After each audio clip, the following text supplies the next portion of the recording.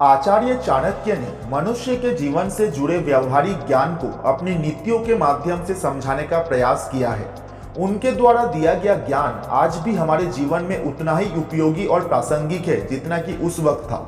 इसी क्रम में आज हम आपको बताने जा रहे आचार्य चाणक्य की उस नीति के बारे में जिसमें उन्होंने बताया है कि पुरुषों को अपनी पत्नी को कौन सी 4 बातें नहीं बतानी चाहिए।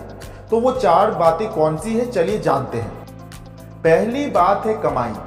आचार्य चाणक्य का मानना है कि कभी भी किसी पति को अपनी पत्नी को कमाई के बारे में नहीं बताना चाहिए।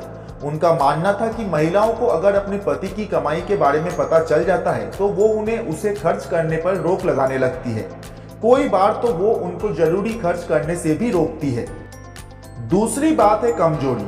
पति को कभी भी पत्नी को अपनी किसी कमजोरी के बारे में नहीं बताना चाहिए।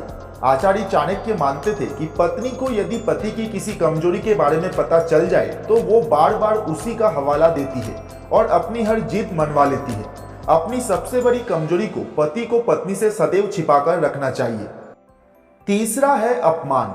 यह बात पुरुषों को खास तौर पर ध्यान रखनी चाहिए कि यदि कभी किसी ने आपका अपमान किया हो तो इस बात को भूल कर भी अपनी पत्नी को नहीं बताना चाहिए। महिलाओं के बारे में ऐसा माना जाता है कि कभी जीवन में पति से कहासुनी होने पर या फिर कोई और बुरा वक्त आने पर महिलाएं पति को उस अपमान की बात याद दिलाकर भला बुरा बोल सकती है। चौथी बात है दान। वैसे तो शास्त्रों में ऐसा बताया गया है कि यदि आप दान करते हैं तो वो इतना गुप्त होना चाहिए कि अगर दाएं हाथ से करते हैं तो बाएं हाथ को इसकी खबर नहीं लगनी चाहिए। इसी प्रकार जब आप दान करें या फिर किसी की आर्थिक रूप से मदद करें तो इस बारे में अपनी पत्नी को बिल्कुल भी ना बताएं। संभव है कि भविष्य में वो आपको ऐसा करने से रोक सकती है। तो दोस्तों, ये थे आचार्य चाणक्य द्वारा बताए गए वो 4 बातें जो कभी भी किसी भी पुरुष को अपनी पत्नी से नहीं कहना चाहिए।